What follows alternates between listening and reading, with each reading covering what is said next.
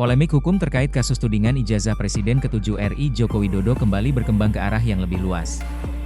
Di saat Rai Suryo memutuskan mengajukan gugatan pra-peradilan meski tidak ditahan, kubu Jokowi justru mengaitkan perkara tersebut dengan isu politik yang lebih besar, yakni wacana pemaksulan Presiden.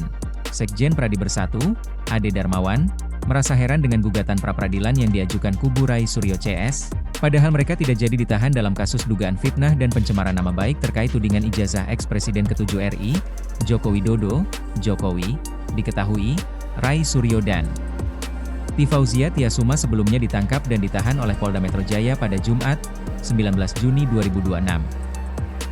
Kemudian dilimpahkan ke Kejaksaan Negeri Jakarta Selatan, Kejari Jaksel, Senin, 22 Juni 2026. Menurut Ade, pemakzulan Presiden ini bukanlah sesuatu yang terlalu jauh untuk dibicarakan dalam konteks tersebut.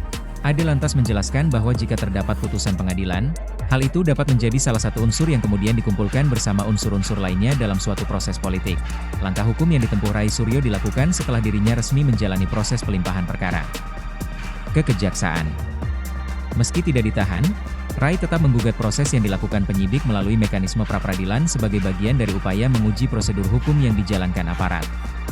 Tim kuasa hukum Rai Suryo, Hozinuddin menilai setiap warga negara memiliki hak untuk menguji keabsahan proses hukum melalui jalur pra-peradilan.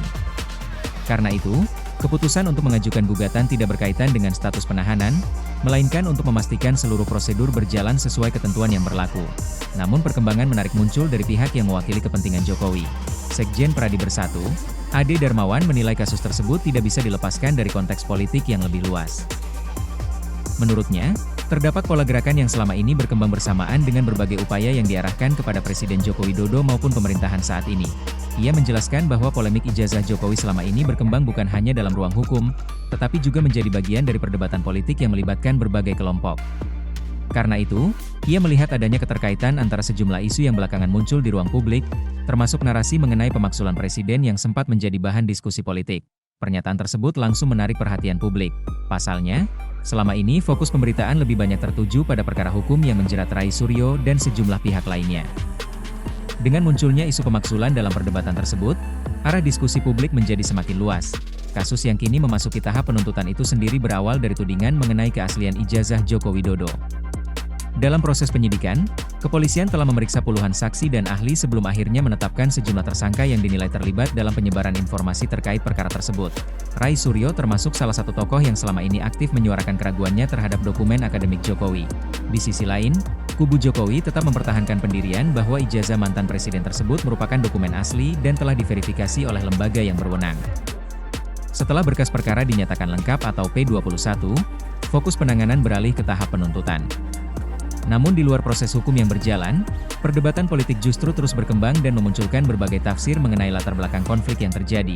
Pengamat hukum menilai pengajuan pra-peradilan merupakan hak setiap tersangka dan tidak otomatis berkaitan dengan substansi perkara yang akan diuji di persidangan. Sementara itu, pengadilan nantinya akan menjadi arena utama untuk menguji seluruh alat bukti, keterangan saksi, dan argumentasi hukum dari masing-masing pihak. Di tengah dinamika tersebut, publik ini menyaksikan dua jalur perdebatan yang berjalan bersamaan. Di satu sisi terdapat proses hukum yang akan menentukan posisi para pihak di hadapan hukum.